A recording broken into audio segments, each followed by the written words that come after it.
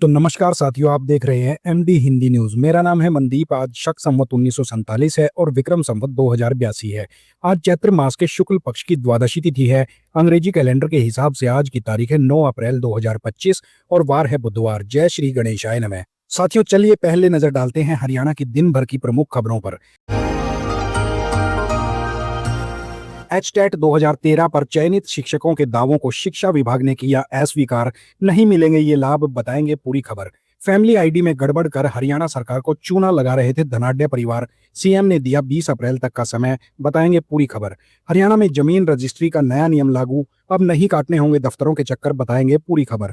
हरियाणा के प्राइवेट स्कूलों पर सरकार की सख्ती, यूनिफॉर्म बदलने, महंगी किताबें, वाटर बोतल समेत 6 निर्देश जारी किए। अब पेरेंट्स कर सकेंगे कंप्लेंट, देखेंगे पूरी खबर। हिसार एयरपोर्ट पहुंचे सीएम सैनी, पीएम मोदी का शेड्यूल बताया। बोले एरोड्रम और एयरपोर्ट में फर्क नहीं। सीएम बोले कांग्रेस को विकास हजम नहीं हो रहा, बताएंगे पूरी खबर। हरियाणा बीजेपी के सम्मेलन में बंसीलाल भजनलाल परिवार की छुट्टी, 90 सीटों पर 270 प्रवक्ता नियुक्त किए गए। इनमें भी किरण श्रुति चौधरी और कुलदीप बिश्नोई को जगह नहीं मिली, बताएंगे पूरी खबर।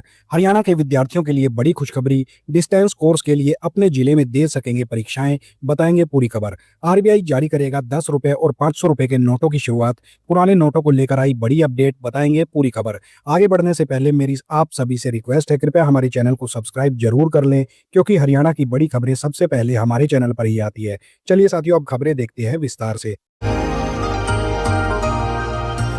हरियाणा के साल 2012 में जेबीटी शिक्षकों की भर्ती को लेकर अब तस्वीर साफ हो गई है। उस साल निकाले गए विज्ञापन के तहत जिन उम्मीदवारों ने 8 दिसंबर 2012 की आखिरी तारीख से पहले एचटेट पास कर लिया था, सिर्फ वही अब काल्पनिक लाभ यानी कि नोशनल बेनिफिट के हकदार माने जाएंगे। मौलिक शिक्षा विभाग ने साफ कर दिया है कि दूसरी मेरिट लिस्ट में जो उम्मीदवार शामिल किए गए थे उन्हें ये लाभ नहीं मिलेगा। दरअसल हाईकोर्ट और सुप्रीम कोर्ट ने भी अपने आदेशों में पहली मेरिट लिस्ट और प्रतीक्षा सूची के कुल 9065 शिक्षकों को ही पूरी तरह वैध माना था। बाद में सरकार की ओर से राहत के तहत दूसरी लिस्ट के शिक्षकों को भी नियुक्ति दे दी गई थी, मगर शर्त यह रही थी कि वरिष्ठता सूची में इन्हें सबसे नीचे रखा जाएगा। विभाग ने दिसंबर 2023 में जो संयुक्त वरिष्ठता सूची जारी करी थी उसमें 11,160 शिक्षकों के नाम थे। पहली लिस्ट में 9,065 तक और उसके बाद दूसरी लिस्ट में 9,066 से 11,160 तक थे। लेकिन अब इन अंतिम क्रम के शिक्षकों की याचिका, जिसमें उन्होंने भी मोहिनी देवी और संजीव कुमार केस का हवाला देकर काल्पनिक लाभ मांगा था, विभाग ने सिरे से खारिज कर दिया है। विभाग का कहना है कि ये उम्मीदवार मूल सूची का हिस्सा नहीं है, इसलिए उन्हें सीनियरिटी का कोई काल्पनिक लाभ नहीं दिया जाएगा। यहाँ काल्पनिक लाभ का मतलब है वो फायदे जो असल में वेतन या पदोन्नति में तुरंत नहीं मिलते, लेकिन दस्तावेजों में दर्ज होते हैं और रिटायरमेंट पर या पदोन्नति के समय बड़ा असर डालते हैं। साफ है कि शिक्षा विभाग के नियमों की कड़ाई से व्याख्या करते हुए उन शिक्षकों की उम्मीदों पर फिलहाल विराम लगा दिया है जो दूसरी सूची से नियुक्त हुए थे। हरियाणा में परिवार पहचान पत्र अब सरकारी योजनाओं का लाभ उठाने के लिए नए गड़बड़ झाले का अड्डा बनता जा रहा है। सरकार भले ही बीपीएल राशन कार्ड के आंकड़ों को सुधारने के मूड में दिख रही है, लेकिन पीपीपी में गलत जानकारी डालकर फायदा उठाने के नए नए तरीके सामने आ रहे हैं। दिसंबर 2022 में जैसे ही पीपीपी से राशन कार्ड जुड़े, प्रदेश में बीपीएल परिवारों की संख्या अचानक आसमान छू गई। जनवरी 2023 में लाभार्थी अपनी योग्यता के अनुसार सरकारी योजनाओं का मजा लूटने लगे। अब गांव में ऐसे धनाढ्य परिवार भी बीपीएल सूची में घुस गए हैं जिन्होंने परिवार विभाजन का खेल खेला। एक ही घर में रहने वाले माता पिता की अलग फैमिली आईडी और बेटों की अलग आईडी बनवा ली। बच्चे क्योंकि प्रतियोगिताओं परीक्षाओं की तैयारी कर रहे हैं तो उनकी अलग आईडी में कोई आय नहीं दिखती है, जबकि सारा खर्चा उसी घर से चल रहा है। इस तरह एक ही छत, रसोई और मीटर के साथ जुड़े होने के बावजूद अलग अलग फैमिली आईडी के दम पर बीपीएल राशन कार्ड बन गए और सरकारी खजाने को चूना लगता रहा। विभाग ने इस घालमेल पर आज तक कोई ध्यान नहीं दिया। दिसंबर 2022 से पहले राशन कार्ड का जिम्मा खाद्य आपूर्ति विभाग के पास था और तब गरीबी रेखा के आवंटन में कोई खास गड़बड़ी नहीं मानी जाती थी। योग्य परिवारों को ही बीपीएल और एवाईई योजनाओं का लाभ मिलता था, क्योंकि तब गांव के पंच, सरपंच और नंबरदार जैसे जिम्मेदार लोग पात्रों की पहचान करते थे, जिससे पारदर्शिता बनी रहती थी। अब आलम यह है कि एक ही घर में रहने वाले परिवारों के 2 से 3 तक राशन कार्ड बन गए हैं। नियम तो ये कहता है कि अलग राशन कार्ड के लिए बिजली कनेक्शन, रहने का घर, रसोई और गैस कनेक्शन भी अलग होने चाहिए। मुख्यमंत्री नायाब सैनी ने ऐसे गड़बड़ करने वाले परिवारों को 20 अप्रैल तक पीपीपी में सुधार करने का मौका दिया है। साथ ही अयोग्य परिवारों के आय सुधार के लिए उन्होंने अपील भी करी है। देखना यह है कि सरकार इस फैमिली आईडी के खेल को कब तक समझ पाती है और कब तक आम जनता की गाड़ी कमाई ऐसे ही लुटती रहेगी। हरियाणा सरकार ने जमीन रजिस्ट्री की प्रक्रिया को आधुनिक और पारदर्शिता बनाने के लिए बड़े बदलाव किए हैं। अब रजिस्ट्री की पूरी प्रक्रिया ऑनलाइन रहेगी, जिससे लोगों को सरकारी दफ्तरों के चक्कर लगाने की जरूरत नहीं पड़ेगी। सभी जरूरी दस्तावेज अब डिजिटल फॉर्म में जमा किए जाएंगे और रजिस्ट्री घर पर बैठे पूरी बनाई जा सकेगी। नई व्यवस्था में प्रॉपर्टी की रजिस्ट्री अब प्रॉपर्टी आईडी के आधार पर होगी, जिससे धोखाधड़ी की संभावनाएं बहुत कम हो जाएंगी और प्रक्रिया सरल बनेगी। आधार कार्ड को रजिस्ट्री से लिंक करना अनिवार्य कर दिया गया है और बायोमेट्रिक वेरिफिकेशन के बाद ही रजिस्ट्री को मान्यता मिलेगी। इस पूरी प्रक्रिया के दौरान एक अहम कदम वीडियो रिकॉर्डिंग का भी है। प्रॉपर्टी खरीदने और बेचने वाले दोनों का बयान रिकॉर्ड किया जाएगा और ये रिकॉर्डिंग सरकारी सर्वर पर सुरक्षित रखी जाएगी, ताकि भविष्य में किसी विवाद की स्थिति में इसे सबूत के तौर पर पेश किया जा सके। रजिस्ट्री फीस अब केवल ऑनलाइन माध्यम से ही जमा करानी होगी। लोग credit card, debit card, net banking या यूपीआई से पेमेंट कर सकेंगे। इससे कैश लेन देन की प्रक्रिया पूरी तरीके से खत्म हो जाएगी। शुरुआत में यह नया सिस्टम सोनीपत और करनाल जिलों में लागू किया जाएगा और इसमें सफल होने के बाद इसे पूरे हरियाणा में लागू किया जाएगा। इसके साथ ही सरकार एक बड़े शहरी मैपिंग प्रोजेक्ट पर भी काम कर रही है। इसमें शहरी इलाकों की सटीक डिजिटल मैपिंग होगी और नामांतरण की आवश्यकता समाप्त हो जाएगी। मुख्यमंत्री नायब सिंह सैनी ने विधानसभा बजट के सत्र के दौरान बताया था कि पहले शहरी और ग्रामीणों क्षेत्रों को अलग अलग नियम थे, जिसमें कई बार समस्याएं आती थी। अब इस अंतर को खत्म कर एक समान व्यवस्था लागू कर दी गई है, जिससे रजिस्ट्री प्रक्रिया और अधिक सरल, पारदर्शी और सुरक्षित बन गई है। हरियाणा में नए शैक्षणिक सत्र की शुरुआत के साथ ही शिक्षा विभाग ने निजी स्कूलों की मनमानी पर नकेल कसनी शुरू कर दी है। विभाग ने राज्य के सभी प्राइवेट स्कूलों को एक सख्त एडवाइजरी जारी करते हुए 6 अहम निर्देश दिए हैं, जिनका पालन अनिवार्य होगा। इनका उद्देश्य शिक्षा को सुगम, सुलभ और आर्थिक रूप से संतुलित बनाना है, ताकि अभिभावकों और छात्रों पर अनावश्यक बोझ न डाला जाए। पहला निर्देश यह है कि स्कूल के किसी भी स्थिति में पेरेंट्स पर महंगी प्राइवेट पब्लिशर्स की किताबें खरीदने का दबाव न डाला जाए। केवल एनसीईआरटी या सीबीएसई से मान्यता प्राप्त किताबों का ही इस्तेमाल अनिवार्य होगा। शिक्षा विभाग ने स्पष्ट कर दिया है कि निजी प्रकाशकों की किताबें अनावश्यक खर्च बढ़ाती हैं और शिक्षा नीति के खिलाफ है। दूसरा निर्देश यूनिफॉर्म को लेकर है। विभाग ने कहा है कि स्कूल हर साल यूनिफॉर्म ना बदले, क्योंकि इससे पेरेंट्स पर आर्थिक बोझ बढ़ता है। साथ ही अभिभावकों को केवल अधिकृत दुकानों से यूनिफॉर्म खरीदने के लिए मजबूर ना किया जाए। तीसरा निर्देश छात्रों को पुरानी किताबों के इस्तेमाल के लिए प्रोत्साहित करने का है। विभाग ने कहा है कि हर साल मामूली बदलाव कर नई किताबें खरीदवाना अनुचित है।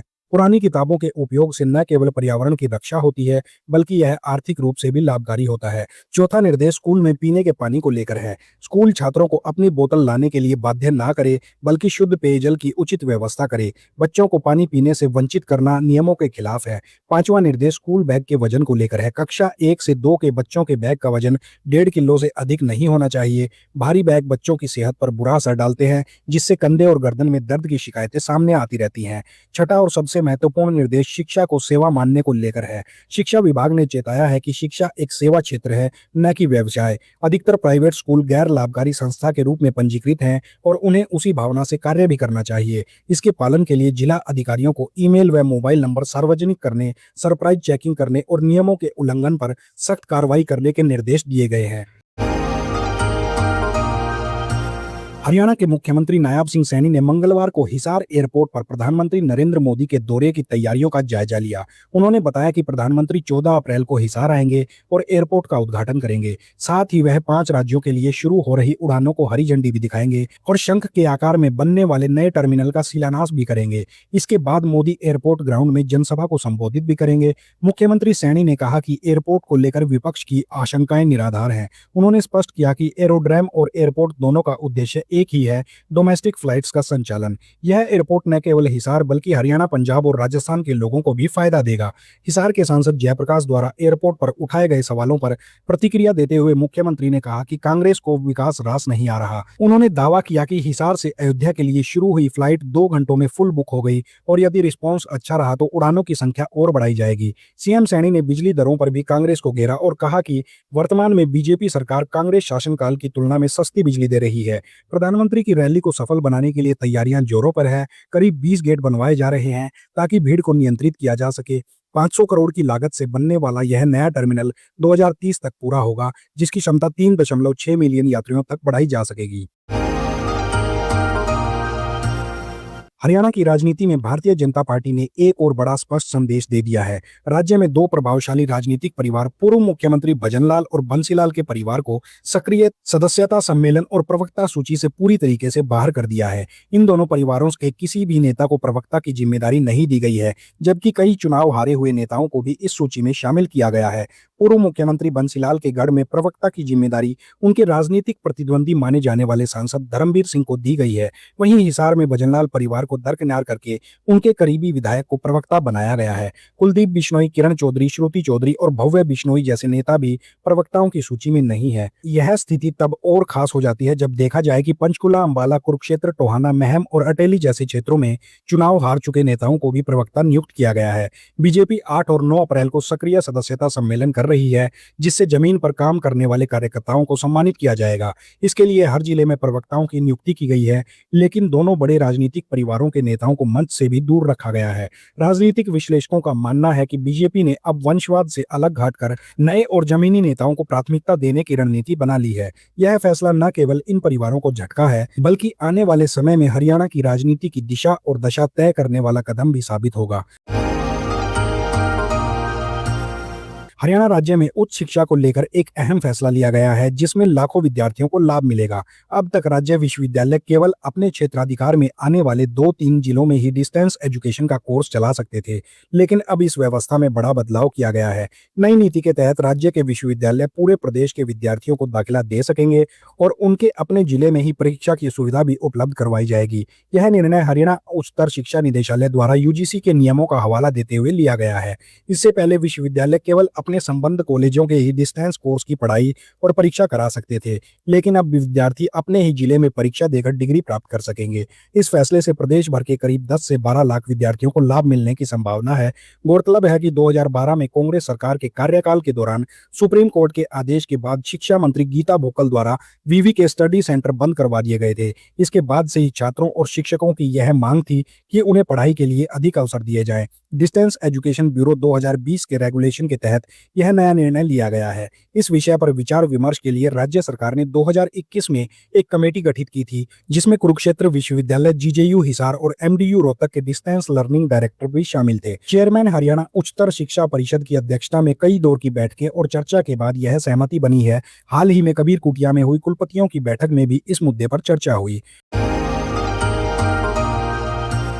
भारतीय रिजर्व बैंक यानी कि आरबीआई जल्द ही महात्मा गांधी सीरीज में 10 रुपए और 500 रुपए के नए नोट जारी करेगा, जिन पर गवर्नर संजय मल्होत्रा के हस्ताक्षर होंगे। हालांकि पहले जारी किए हुए 10 रुपए और 500 रुपए के नोट वैध मुद्रा बने रहेंगे और उनका चलन जारी रहेगा। नए 500 रुपए के नोटों में सिर्फ गवर्नर के हस्ताक्षर बदलेंगे, बाकी डिजाइन और सुरक्षा फीचर्स जैसे watermark, colour shifting ink आदि पहले जैसे ही रहेंगे। इससे पहले आरबीआई ने 100 रुपए और 200 रुपए के नए नोट जारी करने की घोषणा भी करी थी। संजय मल्होत्रा ने दिसंबर 2024 में पदभार संभाला था। तो साथियों, ये थी हरियाणा की प्रमुख खबरें। जो साथी नए हैं वो कृपया हमारे चैनल को सब्सक्राइब जरूर कर लें। मिलते हैं आपसे कल नई खबरों के साथ। तब तक अपना ख्याल रखिएगा। आपका दिन मंगलमय हो।